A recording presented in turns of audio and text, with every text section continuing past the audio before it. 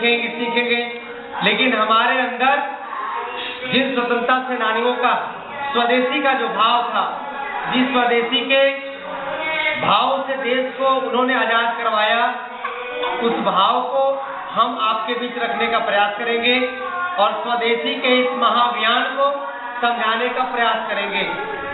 आपको मालूम है कि हमारा देश आजाद है राजनीतिक रूप से, लेकिन आज हमारे देश के अंदर बहुत सारी विदेशी कंपनियां हमारे स्वतंत्रता सेनानी के सपनों को चकनाचूर कर रही हैं। चाहे वो भगत सिंह का सपना हो, चाहे वो राजगुरु का सपना हो, चाहे वो 7.5 लाख वीर वीरांगनाओं ने देश को आजाद कराने के लिए प्राण को आहूत कर दिए, उन सारे क्रांतिकारियों का सपना हो, वह यह सपना स्वामी रामदेव जी महाराज स्वदेशी के माध्यम से जन जन तक फैला रहे हैं और देश की परंपराओं को फिर से मजबूत करके देश की अर्थव्यवस्था को फिर से खड़ा करने का एक बीड़ा उठाया है।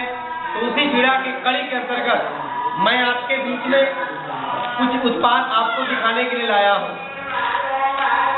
ये लिखा है ओट्स, क्या लिखा हुआ इस पर?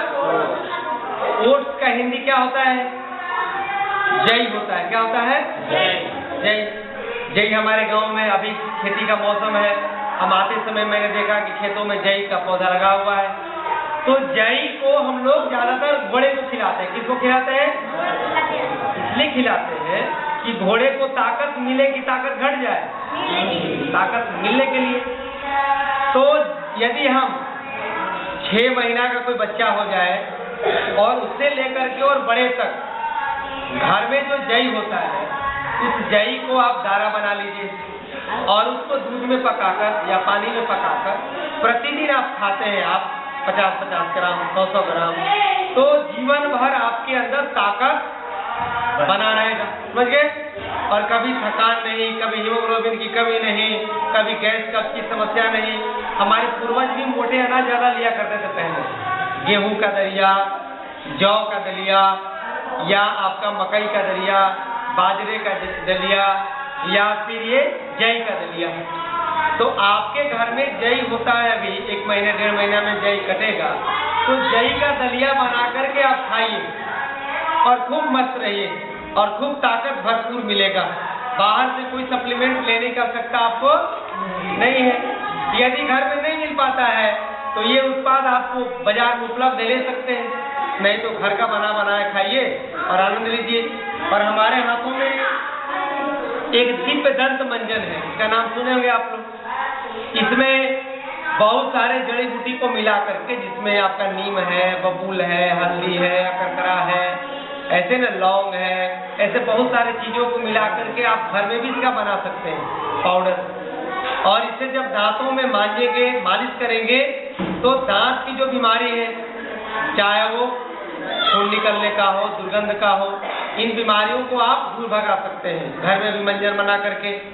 या आपके मैं एक अकरकरा का पौधा आपको दिखाऊंगा, जो चापाकल के या जो नाली वगैरह वहाँ पे रहता है, उससे पीला पीला फूल बना रहता है, उसमें जब उसको मुंह में डालते हैं तो ऐसा ना वो चिपचिपाता है, तो बड़ी कारगर है दांतों की बीमारियों के लिए। उसके बारे में भी हम बताएंगे आपको एक दिन।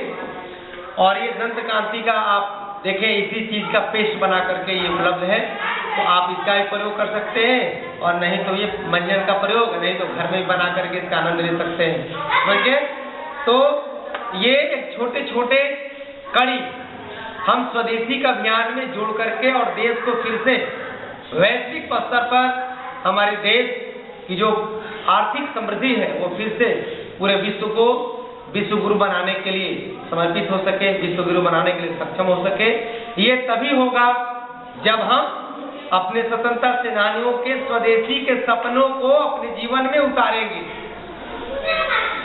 और जब हम अपने बने हुए सामान को विदेशों में निर्यात करेंगे, और तभी जाकर के बढ़ेगा।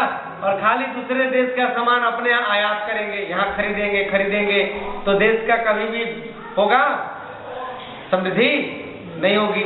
तो इसके लिए हमको संकल्प लेना है कि जीवन भर, हमारे राम प्रसाद बिस्मिल ने एक सपना देखा था, एक गीत भी लिखा, गोरखपुर के सेंट्रल जेल में मेरा हो तन स्वदेशी, मेरा हो मन स्वदेशी, यदि मैं मर भी जाऊं तो मेरा हो वे कफन स्वदेशी, मेरा हो वे कफन स्वदेशी। इन्हीं ऐसे विराट शब्दों को और उसके अर्थों को, भावों को अपने जेहन में उतार करके और उन लोगों ने हंसते हंसते अपने जीवन को फांसी के फंदे पर झुला दिया। हंसते हंसते सीने पर गोलियां खा ली। किसके लिए? देश को आजाद कराने के लिए, और बाकी दूसरा कोई टीम उसके मन में नहीं था। तो अब मैं आपको अगले कड़ी के रूप में ले चलता हूँ।